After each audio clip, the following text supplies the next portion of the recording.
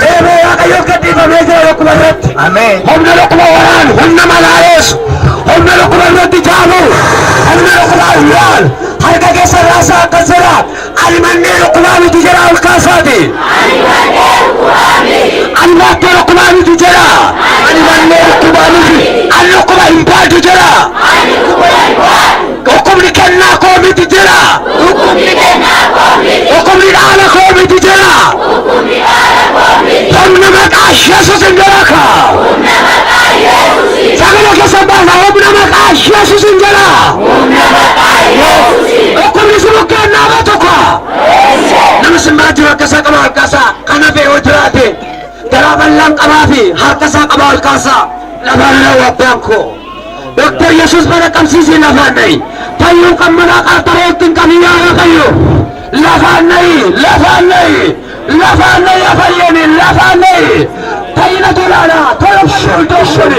Iddootti laaboraatoorii dhiigi isaanii ilaalannu. Laaboraatoorii isaa iddootti laaboraatoorii dhiigi isaanii fuudhamudha. Dhiiga isaaniitti ilaalamaa akka.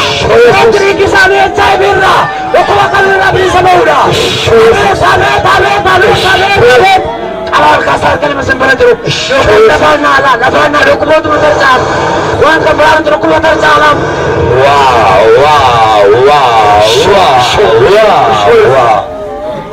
Yesus.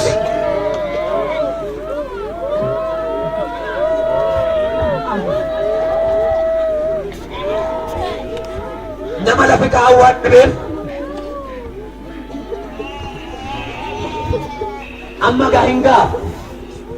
Lama ko awak ajas gua yudrat. Ina barakam si Zainab. Yesus. Barakam si Zainab. Yesus. Ina barakam si Zainab. Yesus. Namo teman apa tadi? Oh my God.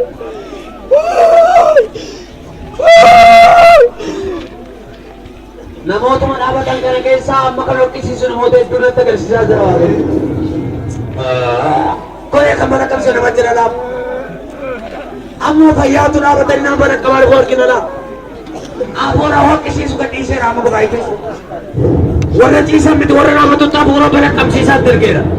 Gorola bichi keessaa baa buddeen miti yaaddeenaa buddeen hin ba'u. Eeyyamamaa miti buddeen ba'uudhaaf gorola qofaadhaaf. Ilaa yaa waaqayyo warra dhaabatan kana keessaa hoqqisiisii lafaan na hime. Kau ibarat kamu senang apa? Wow.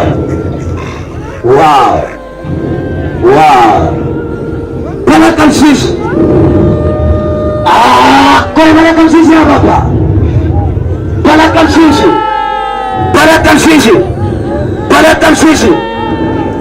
sis. Namun digata atau koga, gata kemarin senang bisu, gata.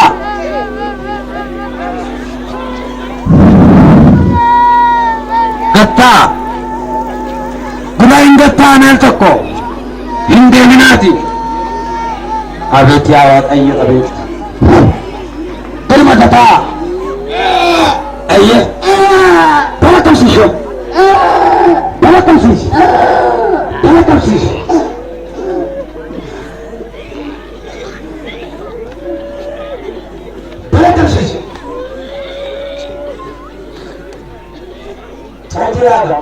Jatata asana gaji berasa jodoh, atau tuh berasa derba asana, dekatnya menderba. Ama ini orang itu boleh untuk bisa jodoh. Baik kasih show. Ini kalau kamu sudah berpikir pola gitu sana, bermain rawan aku kupaya terpola derba. Ayo kita berhenti jangan konferensi mulia burun. Nampak negara sini, dua aku kupaya cukup kecil. Dahil gudda baiti ni wabay. Gata namun dito sana namun nargan. Gata patugara dito ba kanat patay. Karacho tanin. Gubay na tagasa nagdirisa. Wala na bitisan. Dapat karating ga.